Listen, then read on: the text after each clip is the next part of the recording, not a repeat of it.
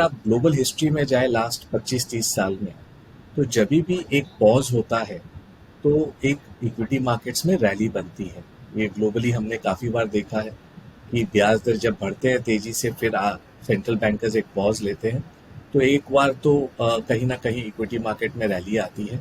उसके बाद जब वो ब्याज दर काटते हैं तो इक्विटी मार्केट में वरी आती है, बिकॉज जब ब्याज दर वो काटेंगे तभी काटेंगे जब इकोनॉमिक सिचुएशन काफ़ी नॉर्मली अच्छे टाइम पर लोग बहुत कैरिड अवे होकर अपने सारे एसेट्स एक ही एसेट क्लास में डाल देते हैं, चाहे वो इक्विटी हो या फिक्स्ड इनकम हो या गोल्ड हो। लेकिन अगर हम उसे ठीक से एसेट एलोकेशन के नज़रिए से देखते हैं तो वो बेटर रहता है।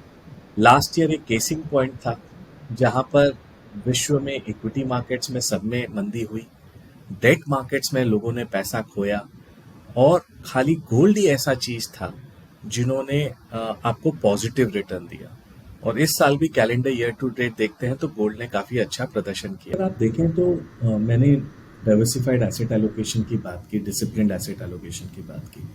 नॉर्मली एक नॉर्मल इंडिविजुअल के लिए कभी कभी ये डिफिकल्ट हो जाता है, तो हम सजेस्ट करते हैं कि आप स्ट्रेट खाली मल्टी एसेट एलोकेशन में आ जाओ। उसमें आप फंड मैनेजर पर छोड़ दो कि उसे डेट अच्छा लग रहा है, इक्विटी अच्छा लग रहा है कि गोल्ड अच्छा लग रहा है।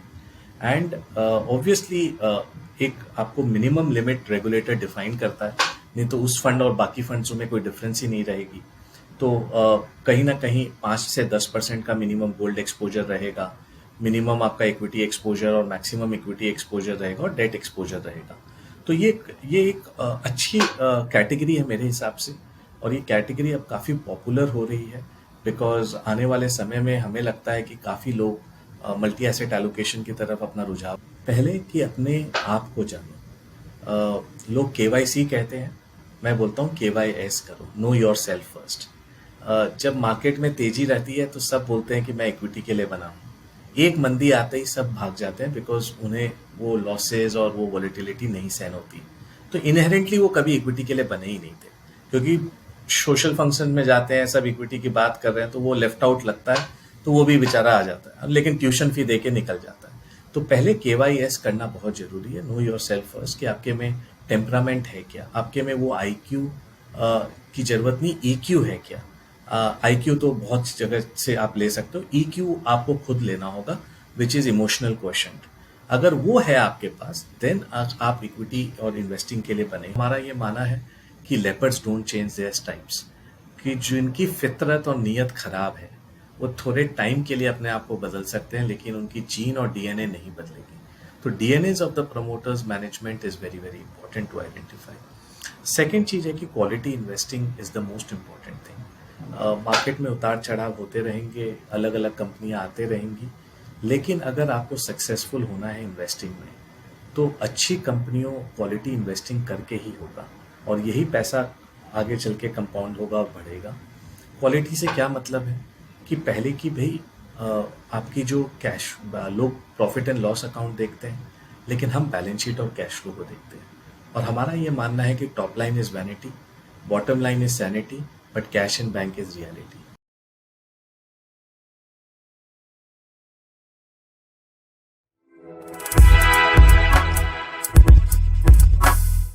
हेलो एवरीवन, मेरा नाम नम्रता अरोरा है and welcome back to mutual funds की बात। म्यूचुअल फंड्स की बात में हम ग्लोबल और Indian economic conditions, stock market, commodities and of course mutual funds के बारे में बात करते हैं। और हर एपिसोड में we get someone really knowledgeable from the stock market and mutual fund industry to answer all the questions. तो आज भी हमारे साथ we have with us mister Pankaj Tibrewal, who is a very renowned personality across the mutual fund industry. Mister Pankaj Tibrewal is an equity fund manager at Kotak KMC. He is a graduate in commerce from St. Xavier's College, Kolkata, and has a master's degree in finance from Manchester University. Mr. Pankaj Tibrewal has more than 18 years of experience in the fund management space, and before joining Kotak KMC, he was in the fund management team of Principal PNB Asset Management Company Private Limited. So, hi everyone, and welcome back to Mutual Funds की बात. Thank you so much for joining us today. And आज हम आपके लिए एक और नया episode लेके आए हैं। Today we have with us mister Pankaj, he is from Kotak mutual fund. And hi Pankaj, thank you so much for joining us today. So let's get started with the questions. तो पंकज अगर देखा जाए तो पिछले कुछ महीनों से the biggest economic worry was rising inflation, right? और देखा जाए तो इन्फ्लेशन ग्लोबली एक बहुत बड़ी was a reason for worry for a lot of countries. तो इन्फ्लेशन को मैनेज करने के लिए interest rates had been increase in 2022, लेकिन अब जो है इन्फ्लेशन थोड़ा ईज आउट हो रहा है। आरबीआई ने of course interest rate hikes पे अब पॉज बटन हिट कर दिया है, which is good for the banking infrastructure and real estate as सच।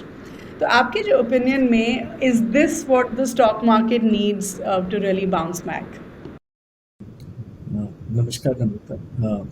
अगर आप देखें तो इक्विटी मार्केट्स वैल्यूएशंस और ब्याज दर जो इंटरेस्ट रेट्स हैं, दोनों का काफ़ी क्लोज कोरिलेशन और संबंध है। और वैल्यूएशंस फाइनली डिपेंड करता है कि ब्याज दर कितने कम है या ज़्यादा है।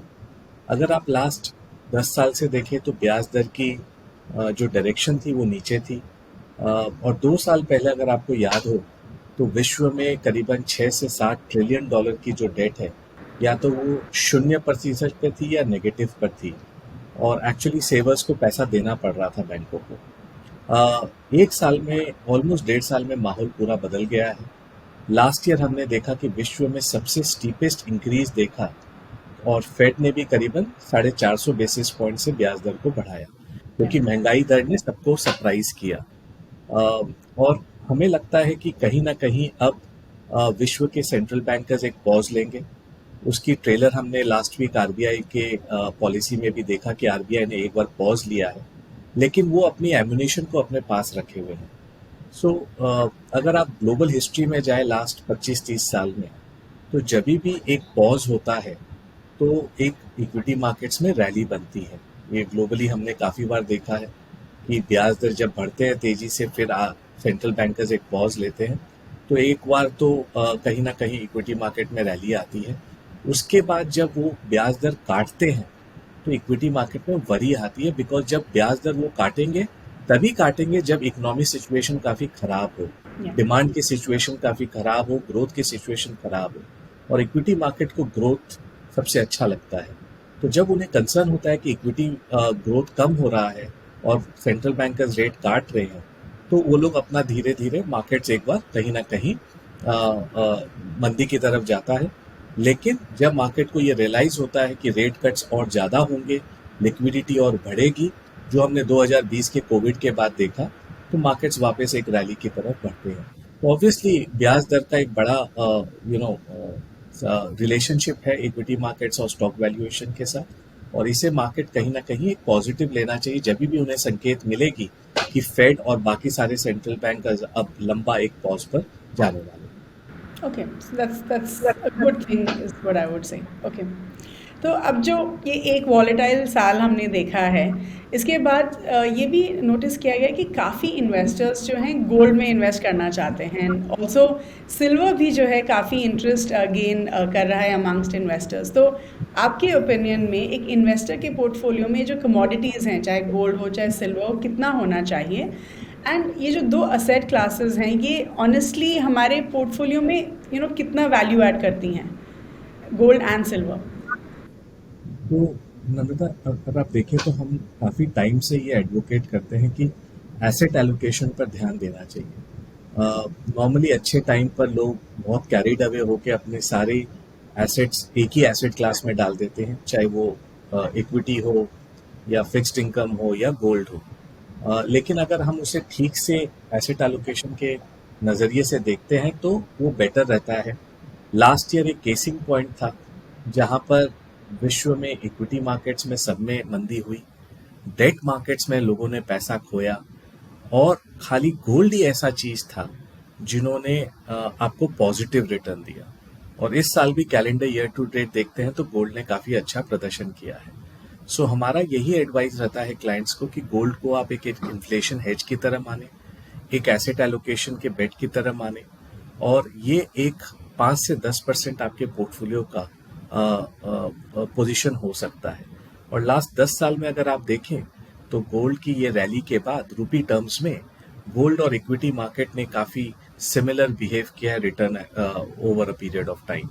बीच बीच में ऐसे फेज आए 2-3 साल के जहां पर गोल्ड ने परफॉर्म नहीं किया था, और लोगों ने थक हार के अपने गोल्ड के जो एलोकेशन है उसको ज़ीरो कर दिया था।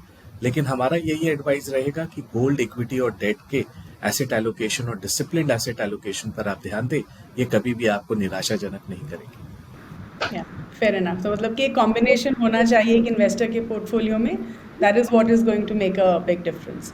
एंड यू सेड जी, 5 to 10% in gold, is that right? How about पा- सिल्वर? पाँच तो अगर हम सिल्वर की बात करें तो silver as an asset class कैसा माना जाता है, मतलब अलॉन्ग विद गोल्ड, या फिर सिर्फ सिल्वर में भी हम इन्वेस्ट कर सकते हैं? सिल्वर अभी एक नए एसेट क्लास की तरफ आ रहा है इंडिया में। पहले सिल्वर में आप ईटीएफ के थ्रू नहीं इन्वेस्ट कर सकते थे। अब थोड़े फंड हाउसेस या सिल्वर के लास्ट 6 महीने में ईटीएफ्स लॉन्च किए हैं, तो उसका देखने का है कैसा प्रदर्शन होता है। बट गोल्ड के ईटीएफ्स वाइडली अवेलेबल हैं, काफ़ी सारे फंड हाउसेस से ऑफर भी करते हैं। तो अगर आपको एक्सप्रेशन व्यू करना भी है गोल्ड में, तो फिजिकल गोल्ड ना खरीद के आप ईटीएफ के माध्यम से एक पेपर पोर्टफोलियो गोल्ड खरीद सकते हैं, जिसके लिए ट्रांजैक्शन कॉस्ट भी कम होगा। आप फटाफट एक्सप्रेशन भी कर सकते हैं, लिक्विडिटी भी की कोई इशू नहीं है। बट सिल्वर अभी आने वाले समय में हमें देखना होगा कि कैसे अपने आप को शेप करता है। तो अब हम थोड़ा small cap as a category की बात कर लेते हैं, बिकॉज आई थिंक हम सबको पता है कि small cap as a category में रिस्क ज़्यादा रहता है as compare to large cap and mid cap. और एम्फी का डेटा हमें ये बताता है कि in financial year 23 small cap funds में करीब 30 लाख फोलियोज ऐड हुए थे। एंड जो रीसेंट मार्केट करेक्शन हुआ है जिसकी वजह से अर्निंग्स में पिकअप हुआ है, which has made valuations in small cap space very attractive. तो जो इन्वेस्टर्स हैं, क्या उनको अभी स्मॉल कैप फंड्स में इन्वेस्ट करना चाहिए? नम्रता, अगर आप पहले अपने दर्शकों के माध्यम के एक कॉमन डेफिनेशन पहले अपने क्लियर कर लेते हैं कि स्मॉल कैप स्टॉक्स होते क्या हैं। सो 2-3 साल पहले रेगुलेटर ने मिड कैप, लार्ज कैप और स्मॉल कैप को क्लियरली डिफाइन कर दिया है। और जो भी कंपनियां 250th रैंक के मार्केट कैप से नीचे हैं, उन्हें हम स्मॉल कैप्स कहते हैं। टॉप 100 कंपनीज जो मार्केट कैप में, उन्हें लार्ज कैप, और 101 से 250th कंपनीज को मिड कैप। अगर आप लॉन्गर टर्म में देखें तो जिस तरह इंडिया 1 से 3 ट्रिलियन डॉलर जीडीपी हुआ, और आने वाले कई सालों में 3 का 5, 5 का 7 ट्रिलियन डॉलर होंगे। और अगर हम पर कैपिटा जीडीपी भी आज $2200 पर है, और ये आने वाले नेक्स्ट 7 से 10 साल के अंदर हम 5000, 5,500 पर होंगे। और जब भी पर कैपिटा जीडीपी बढ़ती है, तो जो एसेंशियल्स होती है उनकी रिक्वायरमेंट धीरे धीरे कम होती है, और जो डिस्क्रिशनरी स्पेंड्स होते हैं उनकी रिक्वायरमेंट बढ़ने लगती है। चाहे वो रिक्रिएशन हो, रियल एस्टेट हो, क्रेडिट कार्ड स्पेंड्स हो, या कंज्यूमर ड्यूरेबल्स हो, होम इम्प्रूवमेंट हो, इंफ्रास्ट्रक्चर हो। और ये सारे स्पेस आज के दिन अगर आप देखें तो लार्ज कैप्स के द्वारा आप एक्सप्रेस नहीं कर सकते हैं। इसे आपको मिड एंड स्मॉल कैप्स के थ्रू ही एक्सप्रेस करना होगा। और अगर हम एक डेटा देखें कि भाई टॉप 100 कंपनीज जो होती हैं, उनमें 55 से 60% जो कंपनी, मतलब जो यूनिवर्स है, उसमें रेवेन्यूज यूएस या ग्लोबल से आती है। Not US, I would say global से आती है रादर देन इंडिया। और जैसे जैसे आप मार्केट कैप कर्व में नीचे जाते हैं, उनकी फॉर्च्यून डोमेस्टिक लिंक्ड होती है।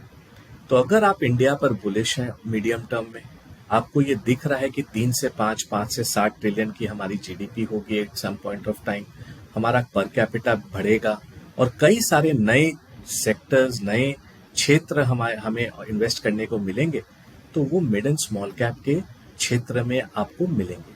और आप न भूलें कि हर बड़ी कंपनी जो भी आती है, वो कभी ना कभी छोटी रहती थी।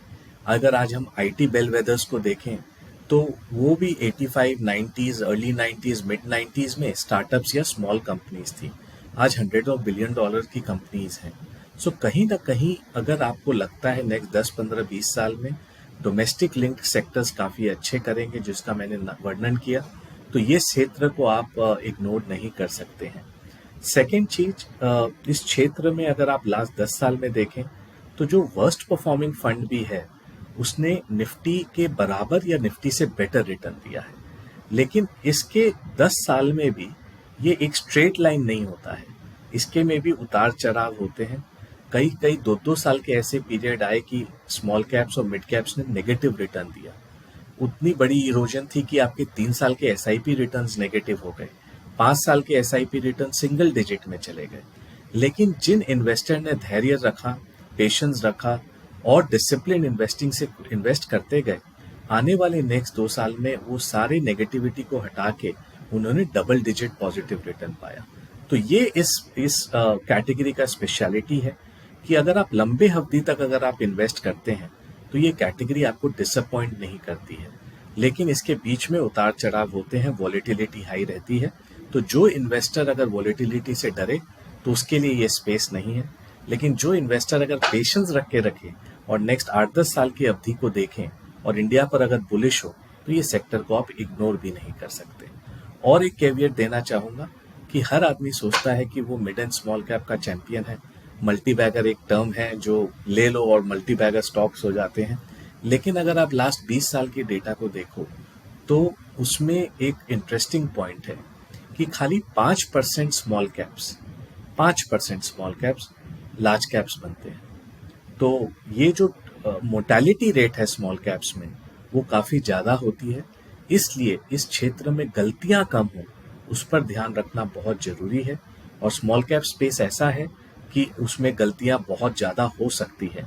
टाइम बॉम्ब है बिकॉज प्रमोटर टेस्टेड नहीं होते हैं, बैलेंस शीट फ्रेजाइल होती है, साइज छोटे होने के कारण अगर जब मंदी आती है वो तो सबसे ज़्यादा इम्पैक्ट होता है। ये सब अगर आप रिस्क को ध्यान में रख के चले और प्रोफेशनल मैनेजर्स को स्मॉल कैप और मिड कैप मैनेज करने दें तो over a period of time hopefully आप डिसअपॉइंट नहीं हो। Fair enough.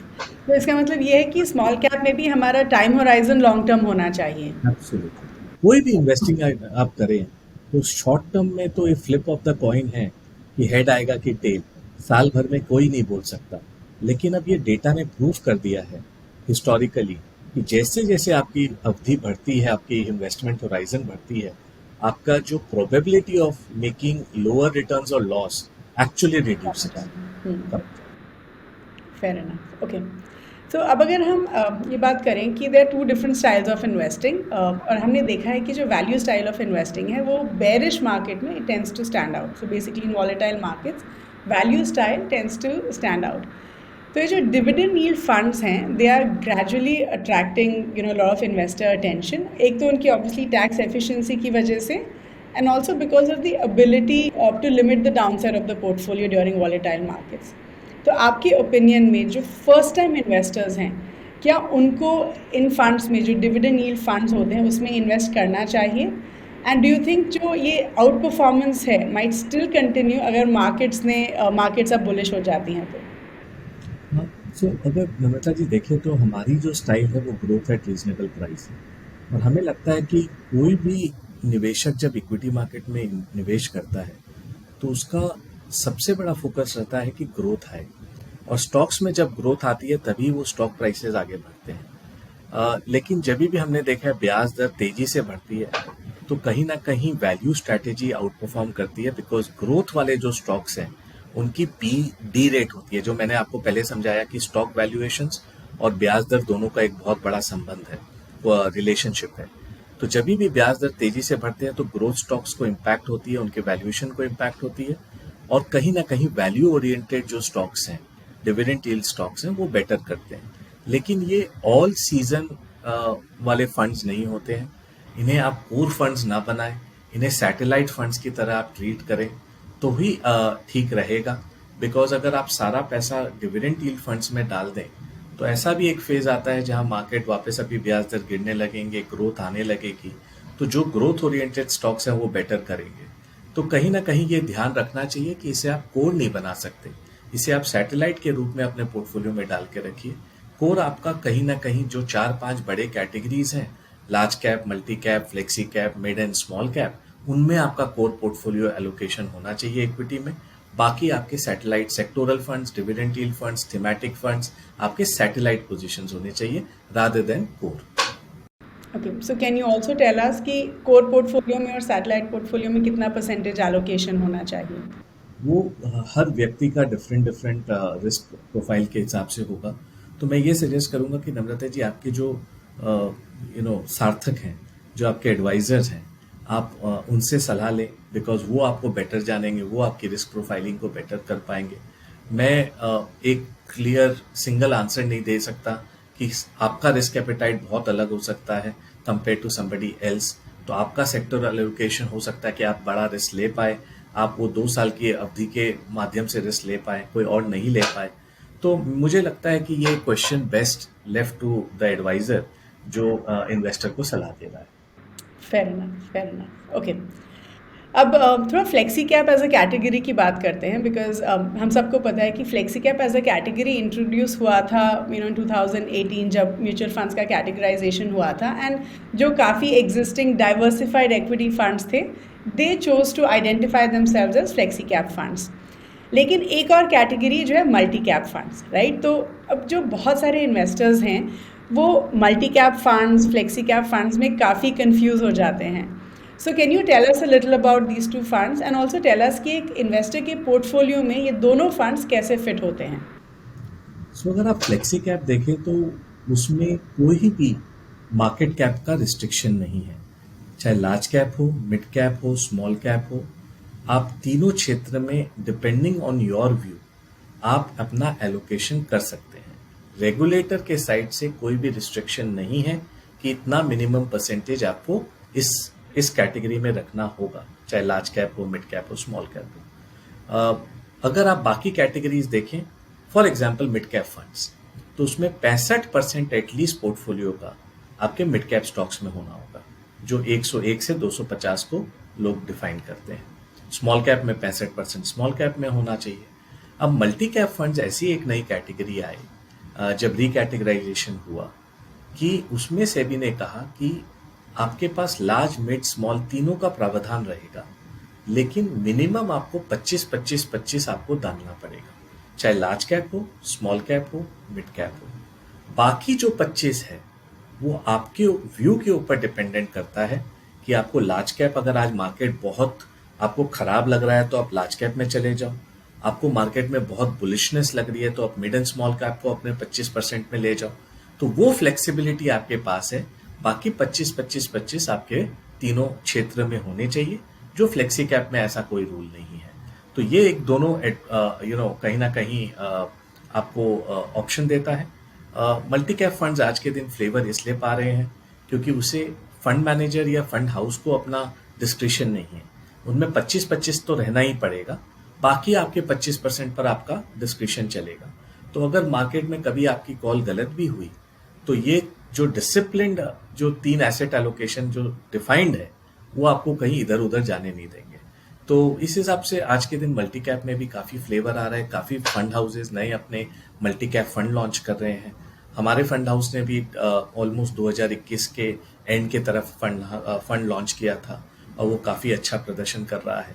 सो इस तरह अगर हम देखें तो मल्टी कैप और फ्लेक्सी कैप का डिफरेंस है। इन्वेस्टर्स अपने प्रोफाइल के हिसाब से फंड हाउस के जो फंड्स ऑफरिंग है उसके हिसाब से डिसाइड कर सकते हैं। लेकिन अगर देखा जाए तो क्या एक इन्वेस्टर फ्लेक्सी कैप और मल्टी कैप दोनों में इन्वेस्ट कर सकते हैं, या उनमें से पिक करना चाहिए कि आपको फ्लेक्सी कैप में करना है या मल्टी कैप में करना है? आप दोनों में कर सकते हैं, आपके प्रोफाइल के ऊपर है। और आप ऑब्वियसली किसी भी फंड हाउस के जब दोनों फंड देखें तो उसमें आप ये डिसाइड करें कि उनकी साइज़ कितनी बड़ी है, उनका स्टाइल क्या रहा है पास्ट में, क्या वो बहुत सारे फास्ट चेंजेस कर पाए हैं अक्रॉस द बोर्ड, उस हिसाब से आप कॉल लें। लेकिन दोनों ही कैटेगरी अपने आप में काफ़ी बेहतरीन कैटेगरी है। आपको और फंड हाउस को, फंड मैनेजर को फ्लेक्सिबिलिटी देती है कि वो अपने तीनों जो large cap, mid cap, small cap में नेविगेट कर पाए, तो उसमें कोई दिक्कत नहीं है। But in terms of risk, can you tell us कि मल्टी कैप और फ्लेक्सी कैप में ज़्यादा रिस्की कौन सी कैटेगरी होगी? दोनों ही रिस्की है एक्चुअली देखा जाए, बिकॉज दोनों में मिड एंड स्मॉल कैप के एक्सपोजर्स हो सकते हैं। लेकिन कभी कभी हो सकता है फ्लेक्सी कैप में एजिलिटी ज़्यादा रहे कि अगर उसे मार्केट एकदम खराब लग रहा है तो वो 70-80% लार्ज कैप में जा सकते हैं, लेकिन मल्टी कैप में आप वो नहीं कर सकते। तो ऑब्वियसली कहीं ना कहीं थोड़ा रिस्क प्रोफाइल मल्टी कैप में उसके कारण बढ़ सकता है। Fair enough, okay. So now एक क्लासिक डिबेट चलती है आजकल between active funds and passive funds, right? And this something when I have experienced at a very personal level, and you have आजकल आई थिंक बहुत सारे strong advocates passive funds के लिए भी होते हैं। तो अब अगर देखा जाए तो जो काफ़ी लार्ज कैप फंड्स हैं उन्होंने they have failed to beat the benchmark indices and बहुत सारे लोग जो हैं अब इंडेक्स फंड्स की तरफ मुड़ रहे हैं। तो आपके ओपिनियन में जो इन्वेस्टर्स हैं क्या उनके पोर्टफोलियो में लार्ज कैप फंड्स होने चाहिए और should we look at maybe large cap fund which is in the passive space? तो पहले तो दो तीन चीज़ें मैं बता दूं जो एक्टिव फंड्स में है और पैसिव में नहीं है।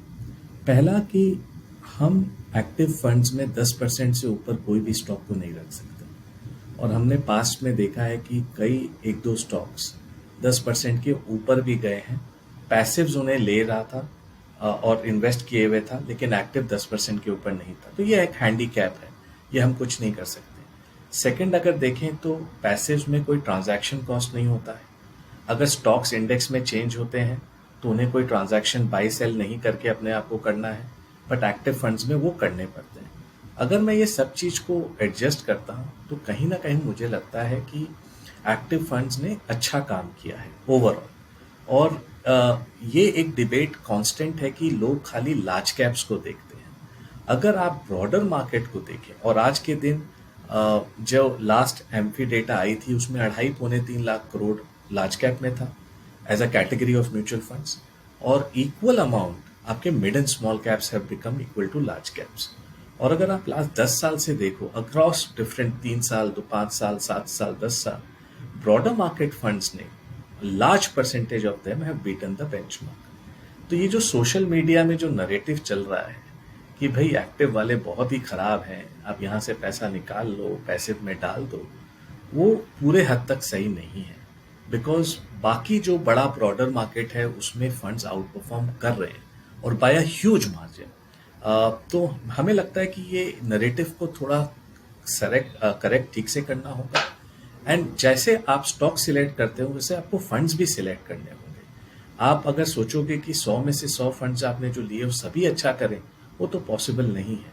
End fund selection is like a stock selection. हम स्टॉक सिलेक्ट करते हैं, हम बाकी फंड डिस्ट्रीब्यूटर्स और इन्वेस्टर्स को बोलते हो कि आप फंड सिलेक्ट करिए based on investment managers, based on the pedigree of the fund house, उनकी पास्ट कैसी रही है। लोग पॉइंट टू पॉइंट रिटर्न देखते हैं, हम इन्वेस्टर्स को सलाह देते हैं कि आप रोलिंग रिटर्न देखो, बिकॉज रोलिंग रिटर्न आप जब देखते हो तो उसमें कोई भी एबरेशन होता है तो वो निकल जाता है और आपको वो एक बताता है कि ये फंड हाउस कंसिस्टेंट है कि नहीं। तो कई चीजें अगर आप ठीक से करो तो आपके सामने एक एलिमिनेशन मेथड से एक हैंडफुल ऑफ फंड हाउसेज और फंड्स रह जाएंगे एंड आप उनमें सिलेक्ट कर सकते हो।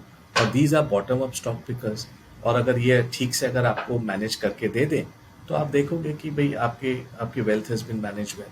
बट ये नरेटिव है कि large caps are not performing so all mutual funds are bad. ऐसा नहीं है। Broader markets we have done I think a great job, and large cap में कहीं ना कहीं कई सारे हैंडीकैप्स भी हैं हमारे जो पैसिव्स में नहीं है, तो उसके कारण आपको थोड़ा बहुत ऊपर नीचे दिखता है। और हमारे हिसाब से नम्रता जी अल्फा सिक्लिकल है। हमने एक एनालिसिस की थी लास्ट 15-20 साल की, हमने देखा कि फेजेस में अंडर परफॉर्मेंस और आउट परफॉर्मेंस आता है, लेकिन जब आउट परफॉर्मेंस आता है ना तो कोई सोशल मीडिया वाला लिखता नहीं है कि इतने सारे फंड्स ने आउट परफॉर्म किया। जब अंडर परफॉर्मेंस आता है तो लोग आके बोलने लगते हैं कि ये तो एक्टिव मर गया, पैसिव को ले आओ, ये वो।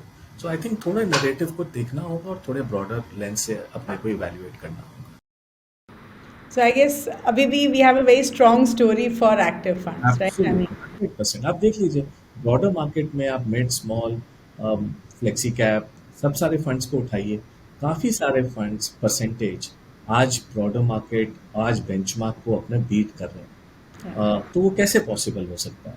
और ये सब सारे फंड्स में आपको bottom up stock picking approach चाहिए। तो मुझे लगता है कि एक स्ट्रॉन्ग केस है, active managers will survive and will go along with passives as well as a category grows and industry grows.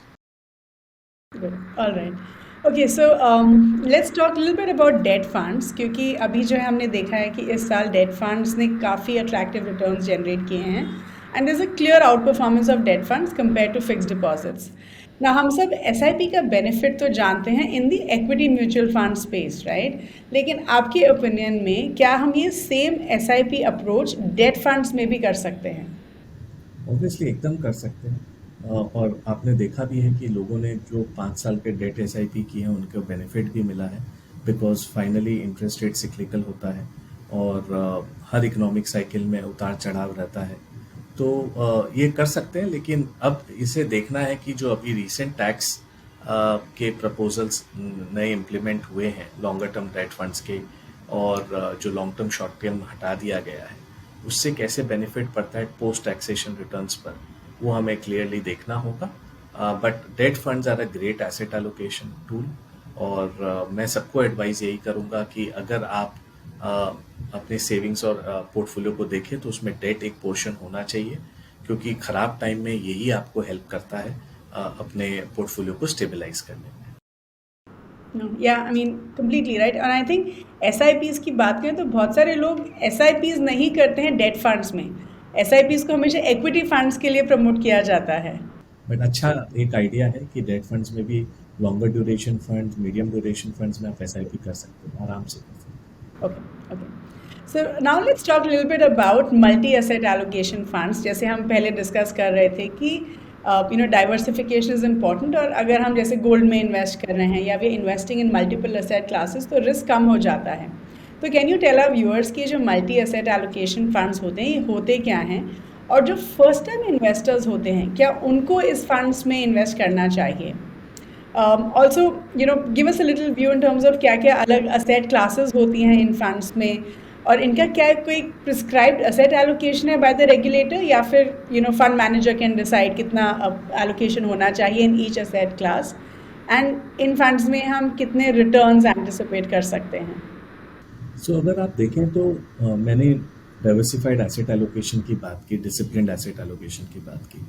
Normally एक नॉर्मल इंडिविजुअल के लिए कभी कभी ये डिफिकल्ट हो जाता है, तो हम सजेस्ट करते हैं कि आप स्ट्रेट खाली मल्टी एसेट एलोकेशन में आ जाओ। उसमें आप फंड मैनेजर पर छोड़ दो कि उसे डेट अच्छा लग रहा है, इक्विटी अच्छा लग रहा है कि गोल्ड अच्छा लग रहा है। एंड ऑब्वियसली एक आपको मिनिमम लिमिट रेगुलेटर डिफाइन करता है, नहीं तो उस फंड और बाकी फंड्सों में कोई डिफरेंस ही नहीं रहेगी।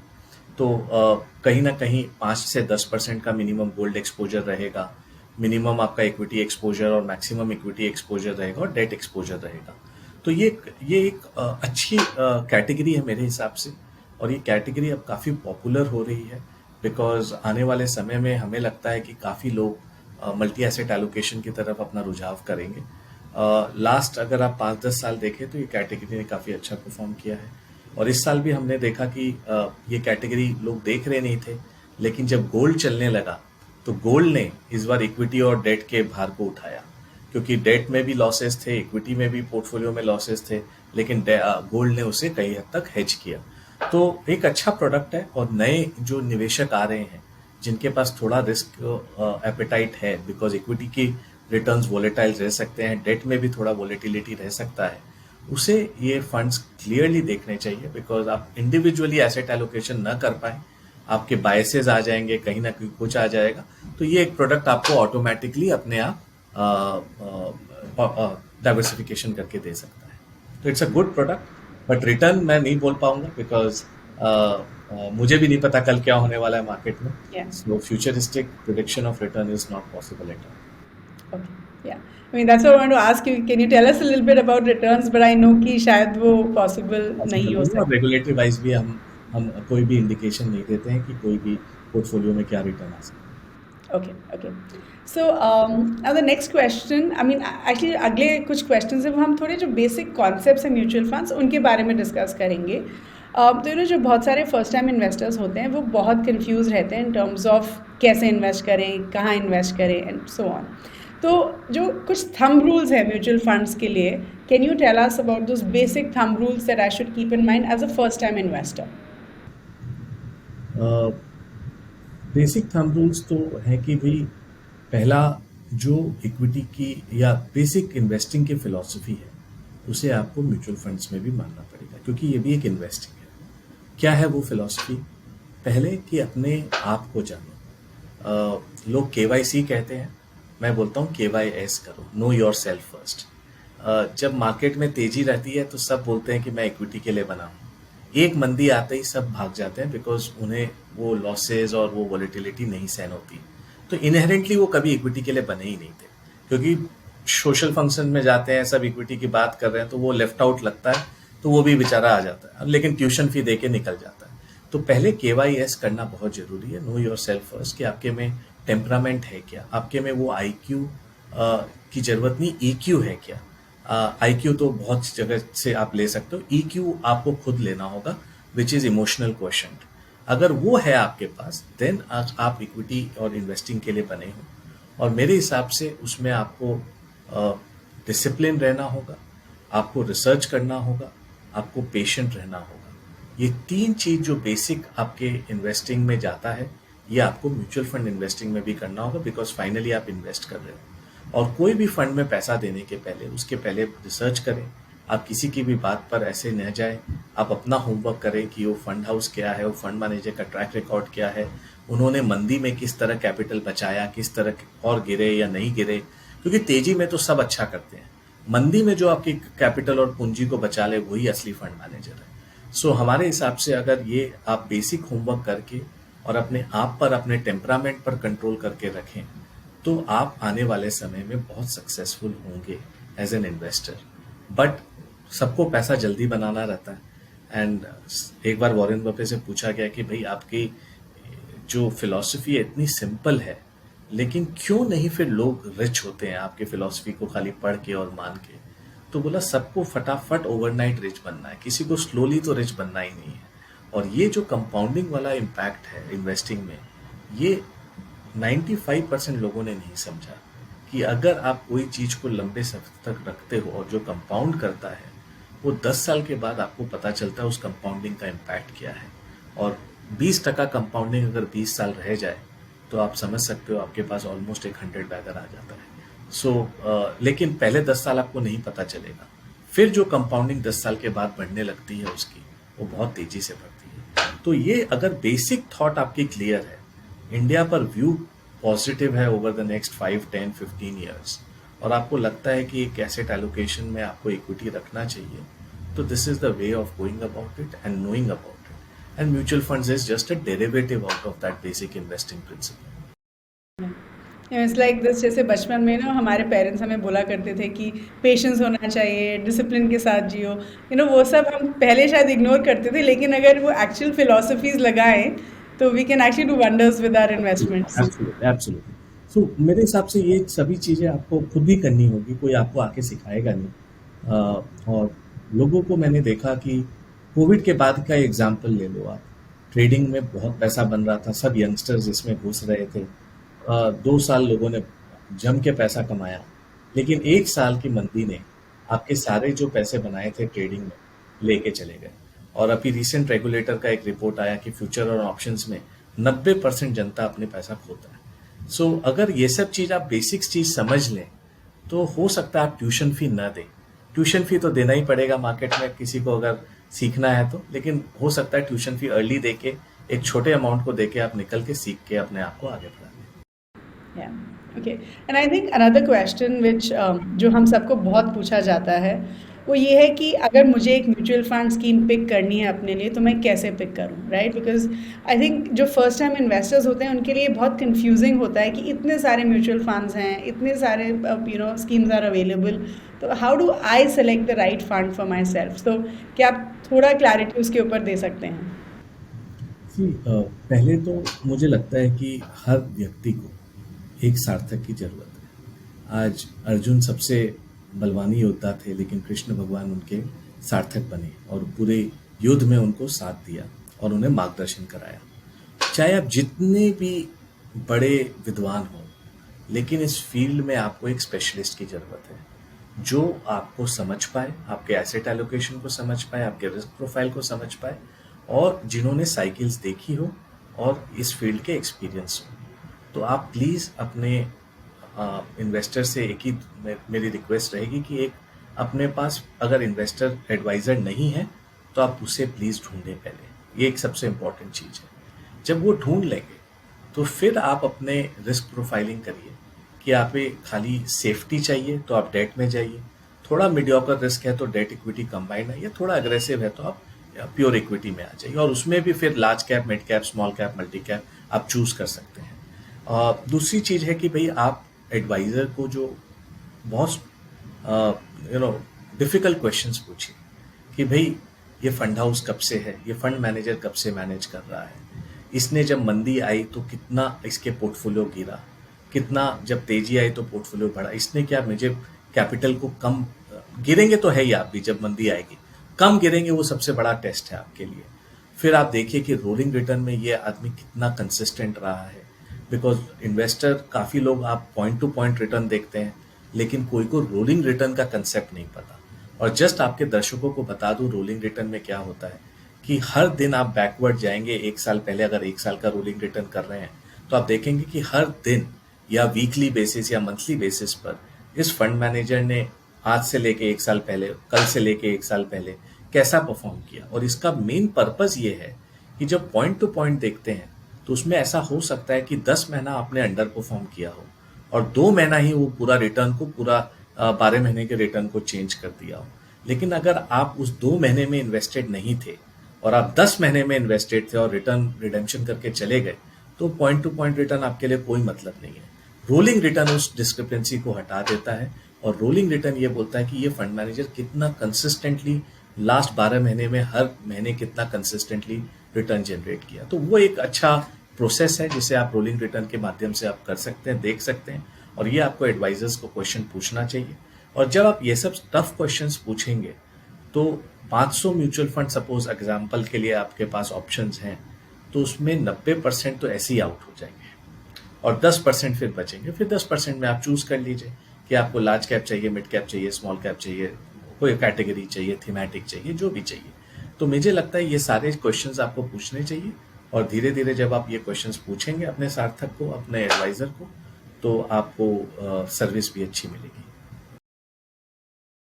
Yeah, I mean, this is a very beautifully answered question क्योंकि जब भी हम पूछते हैं कि म्यूचुअल फंड्स को कैसे सेलेक्ट करना चाहिए, बहुत we get very simple answers, very small answers.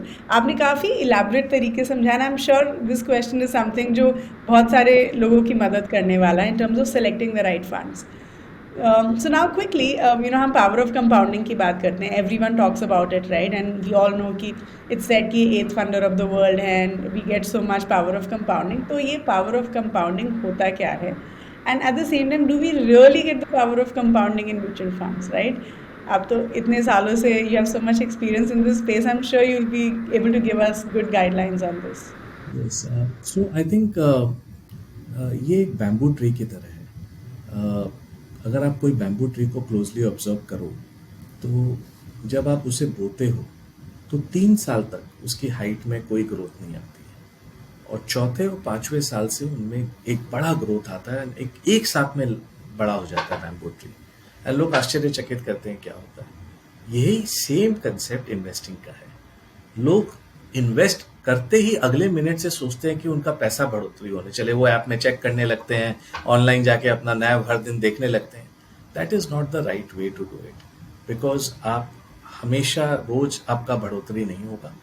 काफी बार होता है कि 2-2, 3-3 साल आपके निवेश करने के बाद या आप SIP करने के बाद पोर्टफोलियो में रिटर्न नहीं रहता है, पोर्टफोलियो फ्लैटिश रहता है। लोग मायूस हो जाते हैं और बोलते हैं बेकार है यार, ये तो एकदम बेकार है, और भाग जाते हैं। लेकिन तीसरे चौथे साल से जब वो रिटर्न आती है तो वो पूरे 3 साल के जो अंडर परफॉर्मेंस या सबड्यूड रिटर्न्स है उसको बराबर कर देती है। तो वो कंपाउंडिंग फिर आगे बढ़ने लगता है।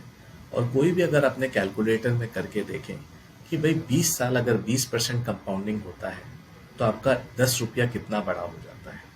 और वो उसका सबसे ब्यूटी है कि वो 10 साल तक कुछ 6-7 गुना होता है, लेकिन उसके बाद जो रफ्तार पकड़ता है वो सुपर हो जाता है। तो ये किसी ने जब एक्सपीरियंस किया हो तभी वो है ना कह सकता है। एंड दूसरी चीज है कि 1992 से नम्रता जी आप देखिए, अगर आप क्रोनोलॉजिकली हर साल को आप अगर खुद पेपर में लिखें तो ऐसा एक भी साल नहीं गया जहां आपको चिंता नहीं हुई, चाहे वो मैक्रो इकोनॉमिक हो, ग्लोबल हो, कोई भी चार।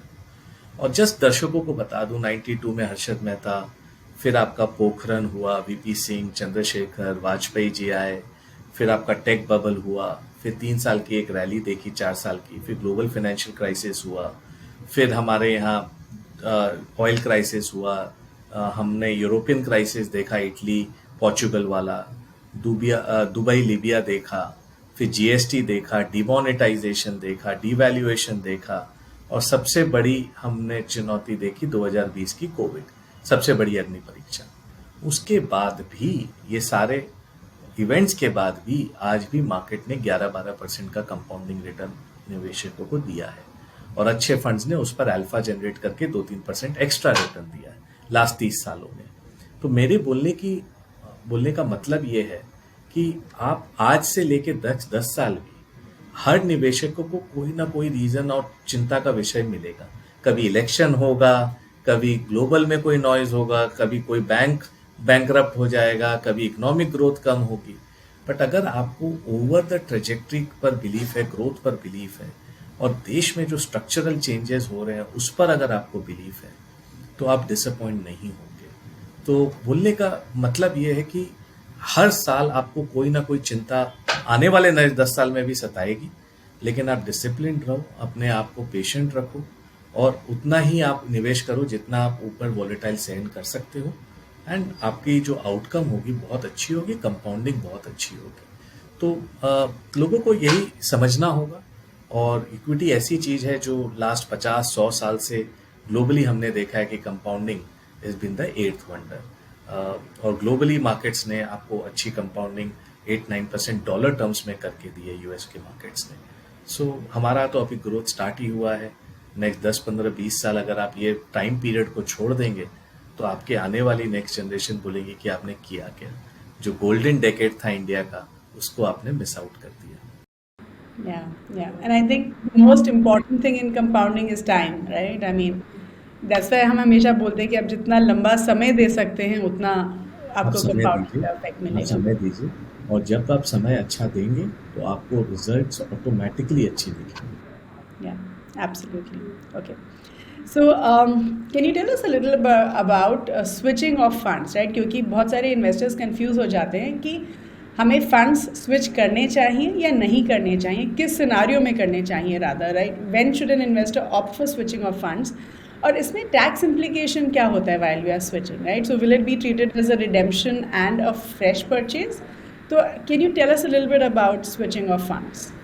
या आई थिंक आपको, जब आपके इन्वेस्टमेंट एडवाइजर रहेंगे, जब आप उनके साथ पीरियोडिकली अपनी पोर्टफोलियो रिव्यूज करेंगे, तो हो सकता है कई फंड्स अच्छे कर रहे हो, कई फंड्स खराब कर रहे हो, और ये जानना बहुत जरूरी है ये फंड्स खराब क्यों कर रहे हैं, उनकी क्या इन्वेस्टमेंट फिलॉसफी चेंज हुई है, या फंड मैनेजर चेंज हुई है, कोई और कारण है। और अगर लगता है कि वो वापस आ जाएंगे, तो पेशेंट रहिए अपने निवेश के साथ, और ज़्यादा इम्पेशेंट होने की ज़रूरत नहीं है। बट अगर कोई कारण ऐसा दिख रहा है जिसके कारण आप चिंता है आपको, तो आप स्विच कर सकते हैं दूसरे फंड्स में, उसी कैटेगरी में या दूसरे कैटेगरीज में और दूसरे एसेट क्लास में। ऑब्वियसली स्विच को एक रिडेम्पशन की तरह ही लिया जाएगा, और उसमें फिर लॉन्ग टर्म शॉर्ट टर्म जो भी कैपिटल गेन्स हैं डिपेंडिंग ऑन द फंड्स, वो एप्लीकेबल होंगे। Okay okay, so I think that is what an investor needs to understand कि जब आप स्विच करते हैं तो it will be treated as a redemption and a fresh purchase. Okay okay, so in your general view, अगर देखा जाए तो जो एक इन्वेस्टर का पोर्टफोलियो होता है, हमें कितना रेगुलरली चेक करना चाहिए? Like you are saying, right, कि हम हर रोज़ अपनी अगर ऐप देखेंगे तो हमें स्ट्रेस ही ज़्यादा होगा। सो एंड ऑफ कोर्स अगर बहुत ज़्यादा चेंजेस हो रहे हैं हमारे पोर्टफोलियो की परफॉर्मेंस में, तो we obviously tend to get stress. तो आपके व्यू में जो इन्वेस्टर्स हैं उनको अपना पोर्टफोलियो रीबैलेंस क्यों करना चाहिए, and are there any effective ways या ऐसी कोई टेक्निक्स हैं जिससे हम अपना पोर्टफोलियो इफेक्टिवली रीबैलेंस कर सकते हैं? सो ऑब्वियसली पोर्टफोलियो रिबैलेंस तभी करना चाहिए जब आपके कोई गोल्स अचीव हो जाए, या आपको कोई गोल्स में चेंजेस करने पड़े। दूसरा ये हो सकता है कि काफ़ी सारे टूल्स आ गए हैं एसआईपी के माध्यम से, जहाँ पर अगर वैल्यूएशन बहुत ऊंची चली जाती है, तो वो अपने आप रिडीम करके पार्ट ऑफ दैट अपना रीबैलेंस करके आपको पोर्टफोलियो का पैसा वापस कर देते हैं। या जब मार्केट एकदम चीप हो जाती है, जब एकदम फियर रहता है मार्केट के अंदर, और लोगों को लगता है कि ये क्या हो रहा है मार्केट में, वो लोग निवेश नहीं करना चाहते, but that's the actual good time to invest. तो वो एसआईपी, आजकल जो डायनामिक एसआईपीज हैं, वो आपको आके अपने आप इंक्रीमेंटल आपके एलोकेशन को बढ़ा देती है। तो इस तरह के टॉपअप एसआईपीज जो हैं वो बहुत पॉपुलर हो रहे हैं आने वाले समय में। तो जब आप अपने इन्वेस्टर एडवाइज़र से बैठें तो ये एसआईपीज के बारे में बात कर सकते हैं जिनमें ये फीचर्स रहते हैं। और दूसरा एक और फंड कैटेगरी है बैलेंस एडवांटेज फंड, जो आज के दिन काफ़ी पॉपुलर है, जिसमें आप फंड मैनेजर को वो लीवे देते हैं कि अगर उन्हें मार्केट बहुत महंगा लग रहा है तो वो अपने इक्विटी एलोकेशन को 30-40% तक ले जा सकते हैं, 80-90% ऊपर में ले जा सकते हैं। और जब अगर एकदम मन खराब मार्केट है और उन्हें इक्विटी बहुत अट्रैक्टिव लग रहा है तो वो 80-90% तक ले जा सकते हैं। वो आपके लिए इक्विटी एलोकेशन का डायनामिकली काम करते हैं, जैसे डायनामिक फंड्स भी या बैलेंस एडवांटेज फंड्स भी कहते हैं। तो ये काफ़ी सारे ऑप्शंस आपके पास अवेलेबल हैं। जब आपको अपने इन्वेस्टमेंट एडवाइज़र आपके साथ रहेंगे वो आपको ये सारी चीज़ें बता सकते हैं। इसलिए मैं कह रहा हूँ कि इस इन्वेस्टिंग जर्नी में जितनी जल्दी आप अपने कृष्ण को ढूंढोगे जो आपको मार्गदर्शन करा पाए, उतना आपको फ़ायदा रहेगा आने वाले समय में। बिकॉज ये अर्जुन को उन्होंने युद्ध में जिताया, आपको उन्होंने फाइनेंशियल जर्नी में जिताया। Okay, fair enough. तो मतलब कि अगर कोई एडवाइज़र हमें अच्छे से एडवाइस कर पाए then it's gonna be much better for us to manage the portfolio balancing as well. Okay, so Pankaj, can you tell us a little bit about your own personal investment journey and some learnings that all of us can take away? So I think obviously 20 साल हो गए markets में। और आज भी मैं student हूँ markets का, रोज सिखाता है मार्केट कुछ ना कुछ नई चीज़ें। लेकिन 4-5 चीज़ें जो मैं आपके व्यूअर्स को साथ छोड़ना चाहूँगा कि स्टॉक पिकिंग एक बहुत इजी चीज़, जो बाहर से इन्वेस्टिंग दिखता है वो इतना इजी होता नहीं है, उसमें बहुत डिसिप्लिन चाहिए। और जो फिलॉसफी मुझे हेल्प की है, पहला कि हम मैनेजमेंट्स पर काफ़ी फोकस करते हैं, और जो स्पेशली ब्रॉडर मार्केट स्पेस में हैंडल करता हूँ उसमें मैनेजमेंट कॉल होना, राइट होना बहुत ज़रूरी है। बिकॉज ये हमारा मानना है कि इंडिया में 90% अगर आपको सही कॉल लेना है तो मैनेजमेंट पर कॉल लेना होगा। अगर वो कॉल गलत हो गया तो अच्छे से अच्छा बिजनेस भी खराब हो जाता है, और अगर मैनेजमेंट अच्छा है तो मीडियोकर बिजनेस को भी वो सोना में तब्दील कर देते हैं। तो मैनेजमेंट कॉल बहुत ज़रूरी है। और हमारा ये माना है कि leopards don't change their stripes, कि जिनकी फितरत और नीयत खराब है वो थोड़े टाइम के लिए अपने आप को बदल सकते हैं, लेकिन उनकी जीन और डीएनए नहीं बदलेगी। तो DNA of the promoters management is very very important to identify. Second चीज़ है कि quality investing is the most important thing. Market में उतार चढ़ाव होते रहेंगे, अलग अलग कंपनियां आते रहेंगी, लेकिन अगर आपको सक्सेसफुल होना है इन्वेस्टिंग में तो अच्छी कंपनियों क्वालिटी इन्वेस्टिंग करके ही होगा, और यही पैसा आगे चल के कंपाउंड होगा और बढ़ेगा। क्वालिटी से क्या मतलब है कि पहले की भाई आपकी जो कैश, लोग प्रॉफिट एंड लॉस अकाउंट देखते हैं, लेकिन हम बैलेंस शीट और कैश फ्लो को देखते हैं। और हमारा ये मानना है कि top line is vanity, bottom line is sanity, but cash in bank is reality. वो धंधे का कोई मतलब नहीं जो खाली रेवेन्यू के लिए ग्रोथ हो, अगर वो प्रॉफिट में तब्दील नहीं हो, और उस अकाउंटिंग प्रॉफिट का कोई मतलब नहीं अगर वो कैश फ्लो में तब्दील ना हो। तो कैश फ्लो सबसे ज़्यादा इंपॉर्टेंट है, बैलेंस शीट सबसे ज़्यादा इंपॉर्टेंट है। तो तीसरी इंपॉर्टेंट चीज़ है कि रिटर्न ऑन कैपिटल, कि आपने इस बिजनेस में जितना पैसा लगाया है उस पर आप कितना रिटर्न जनरेट कर रहे हैं। अगर 100 रुपया लगाया है, आप मिनिमम 15-20 रुपया रिटर्न जनरेट कर रहे हैं कि नहीं कर रहे हैं। बिकॉज आज के दिन इंडिया में 11-12% के नीचे का कॉस्ट ऑफ कैपिटल है। अगर आप उसके नीचे कर रहे हैं तो आप शेयर होल्डर्स के लिए वैल्यू डिस्ट्रॉय कर रहे हो और परपेचुअली डिस्ट्रॉय कर रहे हैं। तो हमें ये बहुत क्लोज टू आवर हार्ट है कि return on capital is the most important thing. अगर आप ये चीज़ करें तो आपसे गलतियाँ कम होगी। और investing is all about making less and less mistake. आपको रोज पिच पर जाके छक्के मारने की ज़रूरत नहीं है, नहीं तो आप आउट जल्दी हो जाओगे, ट्यूशन फी दे के मार्केट से हमेशा के लिए बाहर हो जाओगे। लेकिन आपको वंस एंड टूज भी लेना है, और कोविड जैसा जब फुटबॉल आए या जीएफसी जैसा फुटबॉल आए, फुल टॉस आए, तो आपको स्टेडियम के बाहर बॉल को करना है। तो आपको अपॉर्चुनिटीज़ मिलेगी, इसलिए आपको पेशेंट रहना है हमेशा, और अपने एक दोस्त को लेते रहिए, पिच पर संभले रहिए। और पिच पर तभी संभलेंगे जब आप गलतियां कम करेंगे। And last but not the least, valuation से अपनी आंखें को ना उठाएं। हर चीज़ एक भाव पर अच्छी है। हो सकता है वो ग्रेट कंपनी हो, बट ये क्वेश्चन पूछना है कि वो ग्रेट इन्वेस्टमेंट है कि नहीं। क्योंकि हमने देखा है कि अगर आप अच्छी कंपनियों गलत भाव पर खरीद लेते हैं तो आपको एक लंबे अवधि तक आपको वो प्रॉब्लम आती है कि वैल्यूएशन एडजस्ट करते रहते हैं और आपका रिटर्न नहीं बनता।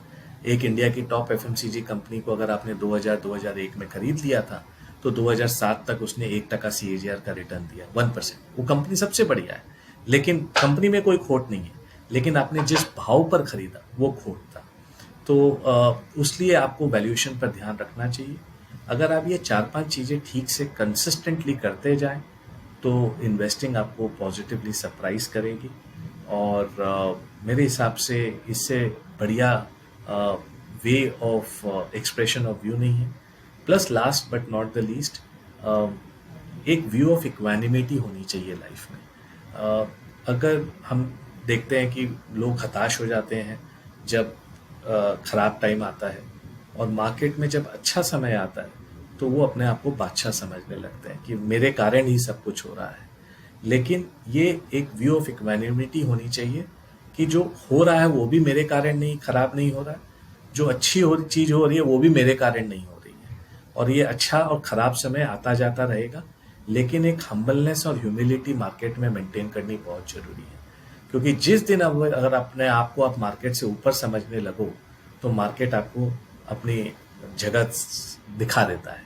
तो ह्यूमिलिटी और हम्बलनेस बहुत जरूरी है इस मार्केट में, और ये 5-6 चीजें क्वालिटेटिव क्वांटिटेटिव दोनों चीजों को आप ठीक से करते पाए तो आप खुद सरप्राइज हो जाएंगे कि किस तरह पॉजिटिव आउटकम आपके लिए आ सकता है।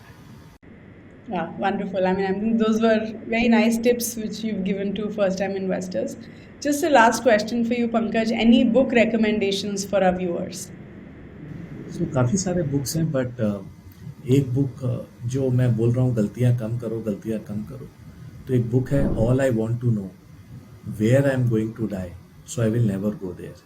मेरे को पता है जहाँ मैं मरूंगा तो मैं वहाँ जाऊंगा ही नहीं। तो ये बुक का नाम है बाय पीटर वेवलिन। ये एक बाइबल की तरह है। जो भी सीरियस इन्वेस्टर है मैं सजेस्ट करूंगा कि ये बुक जरूर पढ़ें कि क्या क्या गलतियाँ नहीं करनी चाहिए over a period of time. Second, अभी एक लेटेस्ट बुक पढ़ रहा हूँ मैं, एक अपने इंडियन ओरिजिन के फंड मैनेजर हैं जो सिंगापुर से एक नालंदा करके फंड को मैनेज करते हैं, जिनका नाम है Pulak Prasad. So what I learn in investing from Darwin. तो उन्होंने क्या है, इन्वेस्टिंग और इवोल्यूशनरी बायोलॉजिक्स को कंपेयर किया है कि millions and millions of year तक ह्यूमन बींग्स कैसे सर्वाइव किए, कैसे अडेप्ट किए। उसी तरह उनकी एनालॉजीज ऑन इन्वेस्टिंग है। Anybody who is seriously looking at investing, this book is also a must read book. It's a latest book which is out right now. Kindle पर आपको अवेलेबल है, बट हार्ड कॉपी में भी आपको मिलेगी, but worth read. और वो live $5 billion का फंड मैनेज कर रहे हैं। उन्होंने अपनी पूरी गलती जो तरीके से देखते हैं सब कुछ एक बुक में लिख डाली है। तो एक बुक पे आपको 30 साल के उनके करियर का पूरा निचोड़ मिल सकता है, लर्निंग्स मिल सकता है। तो ये दो, एक बाइबल, एक लेटेस्ट बुक जो मैं पढ़ा वो आपको सबको बता दिया, बट बाकी काफ़ी सारे बुक्स हैं। 1 to 100 जो है one of the oldest books कि कैसे मल्टीबैगर्स ढूंढे जाते हैं। अनकॉमन प्रॉफिट्स वो अनदर बुक है। काफ़ी सारे बुक्स हैं इन्वेस्टिंग में, तो पढ़ना बहुत ज़रूरी है। आप पढ़ते रहो, लर्न करते रहो, और उस लर्निंग को अपने डे टू डे प्रैक्टिस में डालते रहो। Sure. Thank you so much, Pankaj. I mean, I had a great time conversing with you.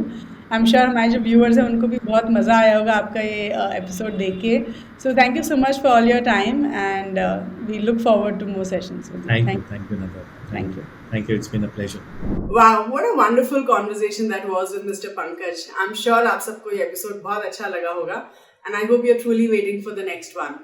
तो क्विकली जो भी हमने पॉइंट्स डिस्कस किए थे मैं आपके लिए समराइज कर देती हूँ। तो सबसे पहले हमने ये डिस्कस किया कि आरबीआई ने जो इंटरेस्ट रेट हाइक है वो बंद कर दी है, जिसकी वजह से बैंकिंग, इंफ्रास्ट्रक्चर, रियल एस्टेट अच्छा कर रहा है। तो मिस्टर पंकज सेज कि स्टॉक मार्केट और इंटरेस्ट रेट्स के बीच में एक बहुत क्लोज कोरिलेशन होता है। तो अब अगर इकोनॉमिक ग्रोथ स्लो रही तो आरबीआई इंटरेस्ट रेट्स को कम कर सकते हैं and the stock market could bounce back. Then we also discussed कि आफ्टर अ वॉलेटाइल ईयर अब काफी इन्वेस्टर्स गोल्ड में इन्वेस्ट करना चाहते हैं। तो मिस्टर पंकज सेज कि गोल्ड एक अच्छा असेट क्लास है and it is good to invest in gold, क्योंकि गोल्ड जो है इन्फ्लेशन के अगेंस्ट हेज की तरह भी काम करता है। लेकिन जब हमें गोल्ड में इन्वेस्ट करना होता है तो हमें एक प्रॉपर असेट एलोकेशन के साथ इन्वेस्ट करना चाहिए between equity, debt and gold, क्योंकि ऐसा कोई भी एक असेट क्लास नहीं होता है जो हमेशा परफॉर्म करता है। फिर हमने ये डिस्कस किया कि एम्फी का डेटा ये दिखाता है कि फाइनेंशियल ईयर 23 में स्मॉल कैप फंड्स में 30 लाख फोलियोज ऐड किए गए थे। तो जो स्मॉल कैप फंड्स होते हैं क्या वो अच्छी इन्वेस्टमेंट माने जाते हैं? तो मिस्टर पंकज सेज कि स्मॉल कैप फंड्स जो हैं अच्छे इन्वेस्टमेंट माने जाते हैं फॉर द लॉन्ग टर्म, लेकिन ये बहुत ज्यादा रिस्की होते हैं, बहुत ज्यादा वॉलेटाइल होते हैं एंड आइडियली वैसे इन्वेस्टर्स के लिए ही अच्छे होते हैं जिनका रिस्क टॉलरेंस काफी हाई होता है। Then we spoke a little bit about flexi cap and multi cap funds, और ये दोनों इन्वेस्टमेंट्स में दोनों कैटेगरीज में से कौन सी कैटेगरी अच्छी है या बेटर है।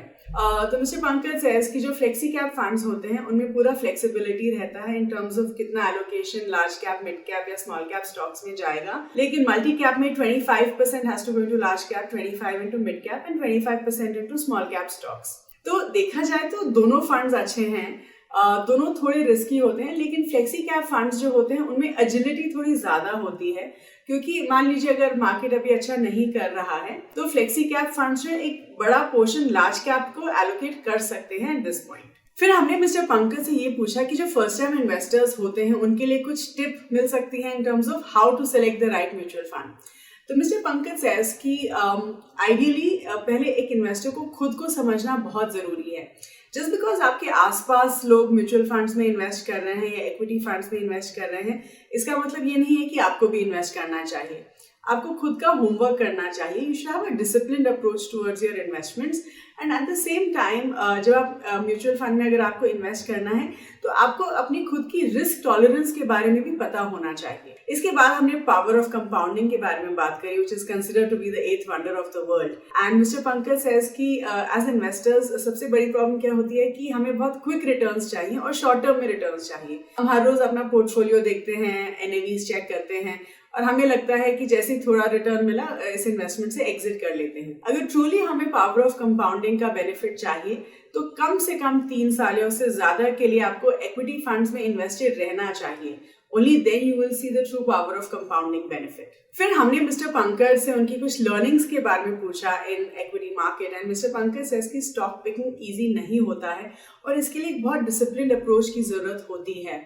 सो ही ऑल्सो सेज कि कंपनी की मैनेजमेंट के बारे में देखना, understanding how the founders are running the business is extremely important. He goes on to add that top line is vanity, bottom line is sanity, but cash in the bank is the reality. फिर हमने उनसे कुछ book recommendations मांगे and mister Pankaj says the book All I Want to Know is Where I'm Going to Die, So I'll Never Go There by Buffett and Munger is a good read. He also recommends a book What I Learned About Investing from Darwin by Mr. Pulak Prasad is also a good read. So I hope आप सबको ये episode बहुत अच्छा लगा हो. Please do keep watching all our episodes. Do like the videos and of course share them with everyone and subscribe to the Grow Mutual Fund channel. And thank you so much for watching.